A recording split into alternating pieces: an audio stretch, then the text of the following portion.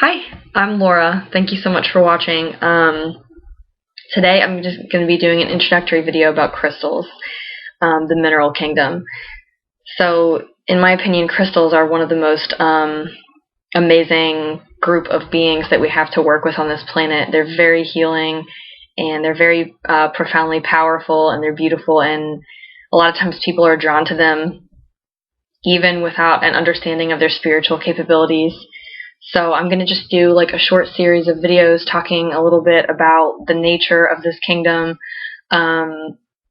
just some kind of explore some ideas about working with them, how they work with other elements such as water and plants, and a lot of interesting things like that. So a little bit about myself.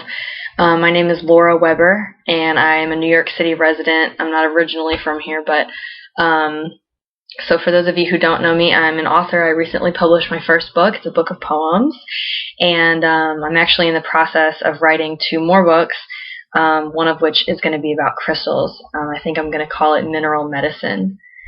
So it's been like a really gradual process because it's just kind of inspirations just come when they come, and so I'm sure any of you who are artists or spiritual people will understand that those kind of things just kind of like come when they want to come. But I decided to kind of put my face to my name a little bit more and start talking about crystals because it's something I'm really passionate about, and it's a relationship with the crystal kingdom is a very healing relationship, and I just want to encourage as many people as possible to make that connection. So, like I said, it's just an introductory video. So, the first thing that I really want to share about crystals is that it's important how we approach our allies.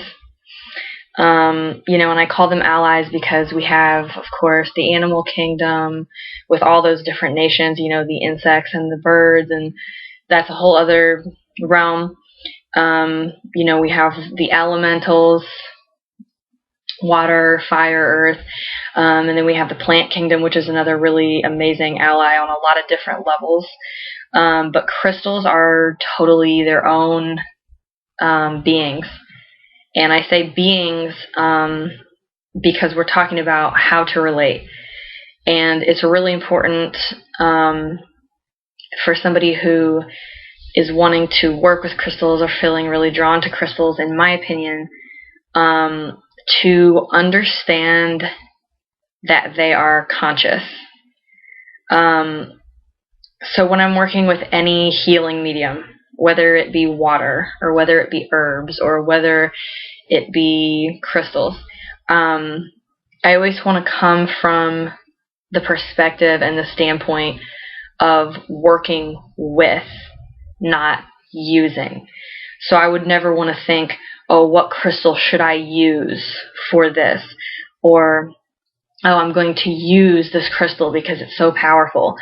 Rather, I would prefer to see it as, I feel really drawn to working with this crystal, or it really seems that this crystal wishes to work with me, because it's a cooperative effort. It's not just an object that you have in a collection that you pick out. It's a synergy between your energy and the energy of the stone. So I think that's a really important thing to start with, is to be coming from the perspective of love and of respect. Absolutely of respect. Energy is one great spirit. But we are all in these different forms, whether it be a human form or a mineral form or a plant form or an animal form, or whatever form. It's just different vehicles for that one essential energy. And part of what we can learn from the mineral kingdom is they come in such different bodies than we do. Crystals, most of the beings in the mineral kingdom have these bodies, these vessels that take hundreds, thousands, sometimes millions of years, let's say, to form. So you'll find an overlying energy of this kingdom to be patience and development and a superior sense of wisdom, just because most of them have taken so long to develop into what they are that they can really teach us a lot about development and evolution. And like I said, patience and growth. So they're very interesting in that way. And on that same note, a lot of people will ask, how do you pick a crystal, or how do you choose a crystal? Like if you go into a crystal store, or you're shopping for crystals, let's say. That's a question that people ask a lot, and it's a topic widely addressed in literature about crystals and minerals. But I would like to address it as well. There's a lot of great books out there, but my aim is not to create a volume of like an encyclopedia of the A through Z list of crystals and which one is good for which chakra. And I'm not really looking to make an encyclopedia. I'm more trying to communicate the spirit of crystals. And anytime I talk about like a ritualistic way that I worked with a crystal, or an experience I had with a crystal, or a specific medicine I made with a crystal, it's important to understand that, as one of my favorite guides calls them, they are permission slips.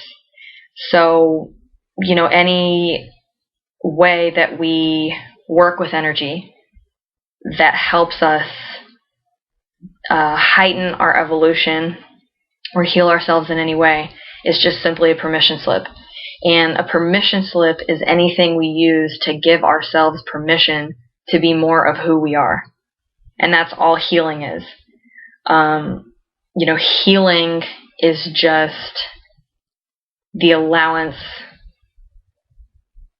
of oneself to be oneself, if that makes any sense. So there are a lot of great permission slips that you can use. There are a lot of great rituals and techniques, and I'll suggest those. And maybe some will appeal to some people and some will not appeal to others. And what I have found is, a lot of times crystals all have these unique personalities. And, you might find that a book says, oh, rose quartz is good for this malady, or obsidian is good for this use. And there's merit to that. There's merit to that, because just like, we as humans share certain overall characteristics, or maybe all of us in one culture share one characteristic, we could look at it the same way with crystals, that they have like subdivisions and whatever. They are, in fact, individuals. So one crystal in particular, you might just feel like, wow, I really want to do this with this crystal. I want to work with this crystal in this way, and you should follow that intuition. Books and videos and articles and stuff can give you really good suggestions, which sometimes you might follow, but it's really important to go with your own intuition, because they are conscious beings. They change from moment to moment as well. They have a wealth of wisdom and information to share. So it may change from moment to moment. That being said, I don't always even look at choosing crystals like choosing crystals. Like I don't necessarily go to a crystal shop and look at 5 different, clear quartz points and say to myself like, which one of these crystals is the bright crystal? Or, you know what I mean? It doesn't have to be such a logical process, because, maybe the natural thing would be, oh, I'm going to choose the clearest one or the prettiest one. And there's nothing wrong with that. Don't get me wrong. Crystals really love to be appreciated for their beauty. But you'll find that synchronistically, stones will be drawn to you. And it's almost like they will choose you, because they see some particular like intersection of their energy and yours that could lead to a lot of healing or development, maybe for you, maybe for the crystal, or maybe for somebody else, if you're a healer or a light worker or just whoever you are. So, it's all about trusting our feelings. And so one example, I wish it was daylight so you could see how beautiful this crystal is, because I don't have like a good enough video camera that you can really appreciate how beautiful this crystal is. But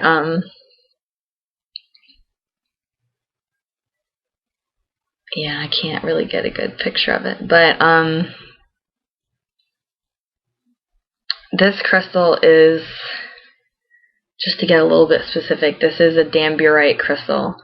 And it has, so that's what the long clear part is. That's all one damburite crystal. And then kind of like wrapped around it is sort of, it looks almost like a blanket of calcite crystals.